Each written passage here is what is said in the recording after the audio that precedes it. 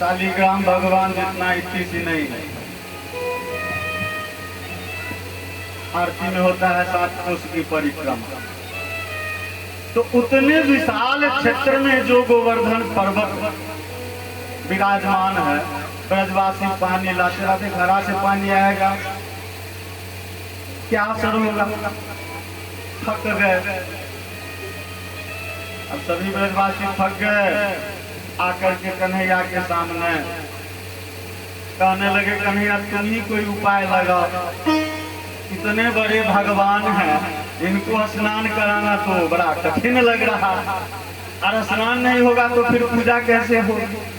हम लोग तरह तरह के पकवान बिना पूजा के खा नहीं सकते, चख नहीं सकते। अब भगवान ने देखा कि अब बहुत थक गया। बालक कृष्ण कहते हैं सबसे कि देखो यह जो देवता हैं, गोवर्धन महाराज इतने बड़े आकार में फैले हुए, बहुत ही दयालु हैं। तुम लोग ऐसा करो, आंखें बंद कर लो, और आंखें बंद करके मन ही मन प्रार्थना करो कि हे देवता, आप यहीं पर गंगा जी को प्रकट कर दो। सभी ब्रजवासियों ने कृष्ण के कथनानुसार अपनी आंखें बंद, हम लोग भी करते हैं, भगवान के समक्ष प्रार्थना करते हैं, तो आंखें बंद करके भगवान से विनती करते हैं, मन ही मन उनकी छवि को देखते हैं, उनके स्वरूप को देखते हैं और उनसे विनती करते हैं कि हमारे इस अभिष्ट को पूरा कीजिए। तो सभी ब्रजवासियों के द्वारा आंखें मूंद करके प्रार्थना की जाती है कि हे देव, आपकी आज पहली पूजा हो, तो आपको बिना स्नान कराए हुए पूजा कर नहीं सकते हैं। तो आप अपनी पूजा को स्वीकार करने के लिए यहाँ पर गंगा को प्रकट कीजिए। सब तो उन्हीं की लीला था। अब जैसे ही प्रार्थना संपन्न करके सब आंखें खोलते हैं, देखते हैं कि गोवर्धन के ठीक समीप तली के पास गंगा मैया प्रस्फुटित हो गई हैं, जो वहां पर मानसी गंगा के नाम से जानी जाती है। वृंदावन जिनका गमन हुआ है अवगत होंगी कि वहां पर मानसी गंगा के नाम से जानी जाती है। स्वतः उनका स्नान हो गया और स्नान के बाद मंत्रोच्चार के साथ मंगलम भगवान विष्णु, मंगलम गगध्वज, मंगलम पुंडरीकाक्ष, मंगलाय तनो हरि ध्वनि प्रस्फुटित हुई और गोवर्धन की पूजा। अब इस प्रसंग में कल संक्षिप्त में हुआ था कि जो चीर हरण वाला प्रसंग था, रामावतार में जितनी युवतियों ने इच्छा व्यक्त की, उनकी इच्छाओं को इस समय पूरा कर रहे हैं।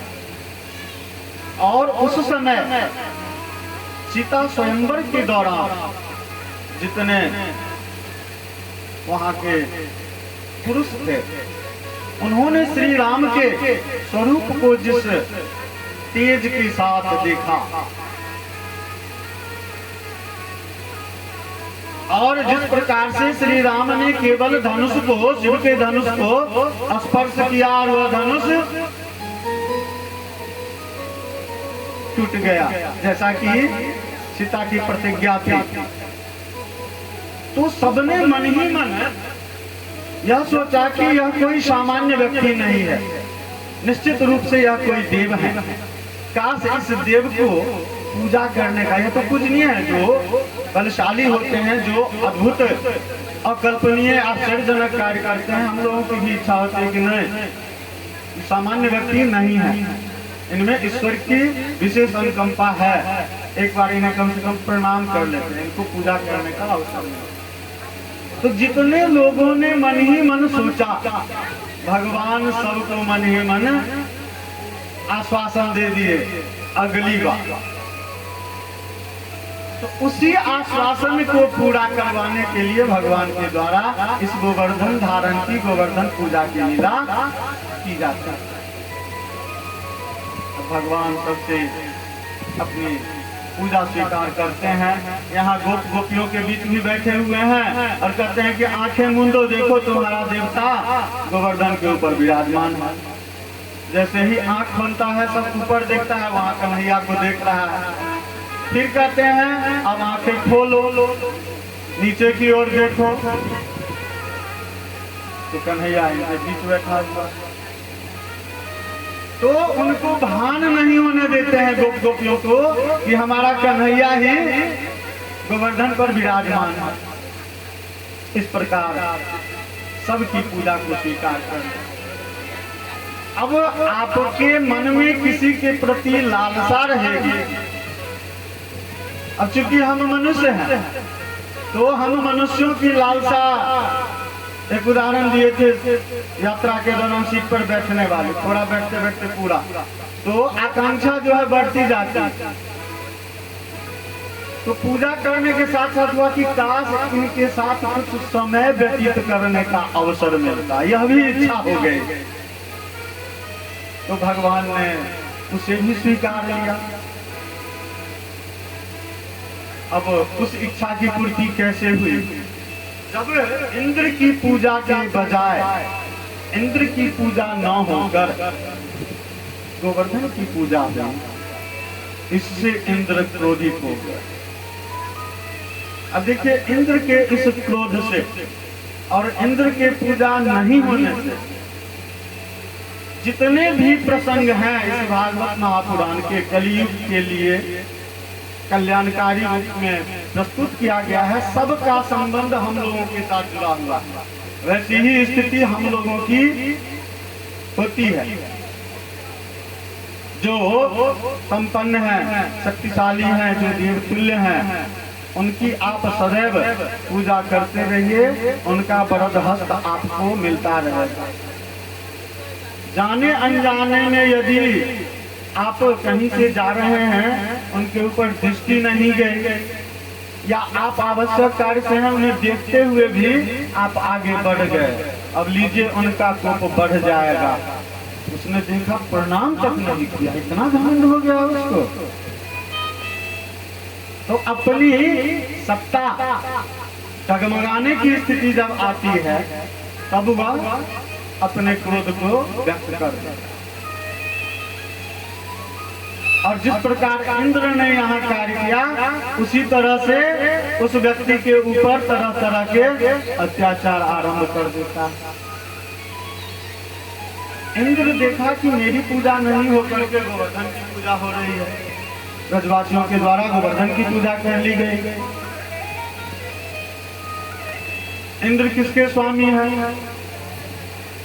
वर्षा के जल के। तुरंत उन्होंने बादलों के समूह को आदेश दे दिया, बादलों को आदेश दिया कि निरंतर मूसलाधार बारिश प्रदान करो। जितनी शक्ति जल की, जितनी राशि तुम लोगों के पास है, सबको प्रवाहित कर दो। स्वामी का आदेश सेवक को तुरंत स्वीकार करना पड़ा। मूसलाधार बारिश।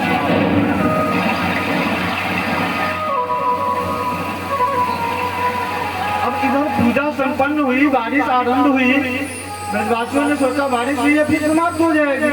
थोड़ी देर के लिए अफरा तफरी मची, लेकिन बारिश है कि रुकने का नाम नहीं ले रहा है, बल्कि और अपना रूप बिगाड़ रहा है। छोटी छोटी बूंदों के साथ आरंभ हुई, बड़ी बड़ी बूंदें गिरने लगी। जब काफी देर तक वर्षा होती रही, सभी ब्रजवासी डर गए, प्रतीक्षा कर रहे हैं कि अब बारिश रुकेगी, अब बारिश रुकेगी। जब संध्या आरंभ होने लगा, तब ब्रजवासियों ने कहा कि कन्हैया अब कुछ करो। अब कन्हैया कहते हैं कि मैं क्या कर सकता हूँ, बारिश हो रही है, इंद्र भगवान बारिश करवा रहे हैं, इसमें मेरा क्या है, हम क्या कर सकते हैं।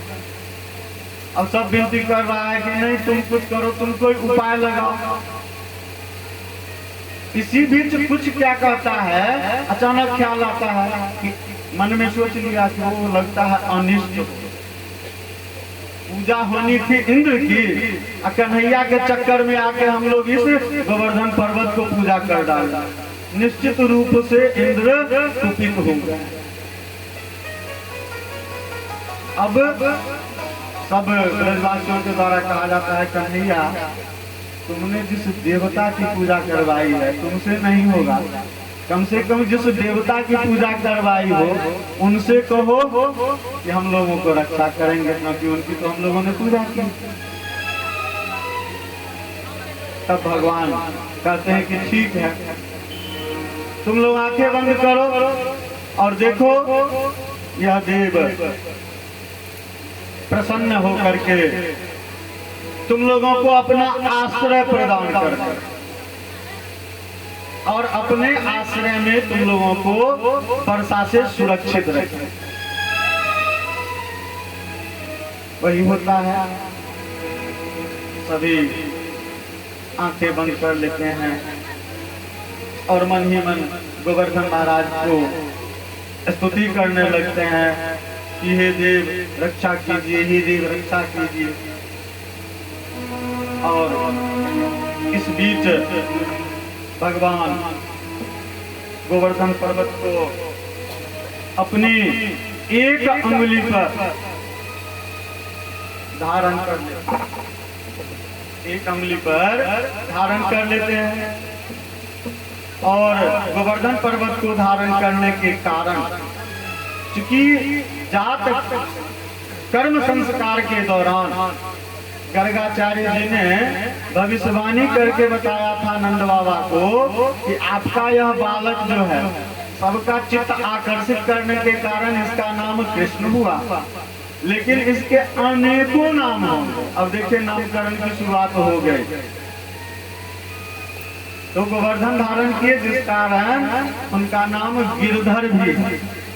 भगवान कृष्ण को गिरिधर, पर्वत का पर्यायवाची गिरी होता है, जो गिरी को धारण करे पर्वत को धारण करे उसे गिरधर कहते हैं।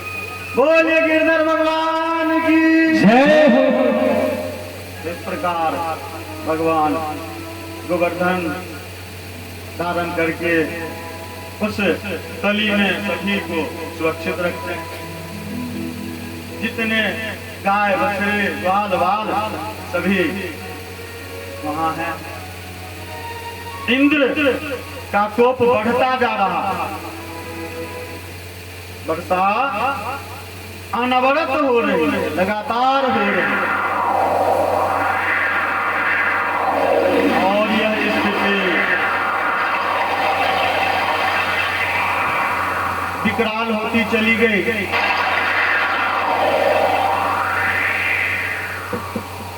एक दो दिनों तक नहीं बल्कि 7 दिनों तक निरंतर वर्षा होती रही।